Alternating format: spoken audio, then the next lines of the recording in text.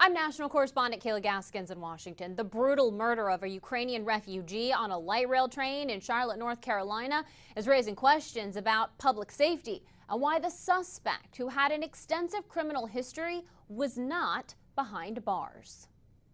The newly released video of the brutal murder of 23-year-old Iryna Zarutska in Charlotte, North Carolina, igniting a political firestorm over crime and punishment. Critics zeroing in on the fact a judge had released the murder suspect, 34-year-old Decarlos Brown Jr., on cashless bail when Brown was arrested back in January for misusing 911. This cashless bail started a wave in our country where a killer kills somebody and is out on the street by the afternoon.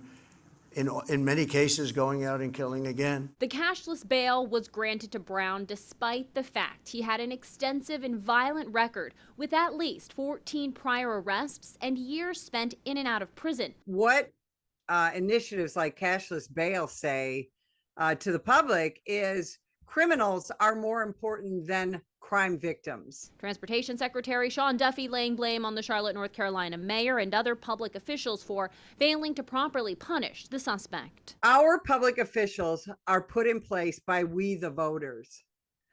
So we can't hold them accountable in the moment, but what we can do is hold them accountable when they run for re-election. Charlotte's mayor criticized for her response to the murder, where she referenced the suspect's need of mental health services and omitted any mention of his violent record. This all comes as President Trump eyes sending federal troops to clean up crime in several major cities, including Chicago. Chicago is a hellhole right now. Where Mayor Brandon Johnson is defending the city's progressive approach to handling criminals, even as crime stats show Chicago has the most murders of all cities with more than 1 million residents. We cannot incarcerate our way out of violence.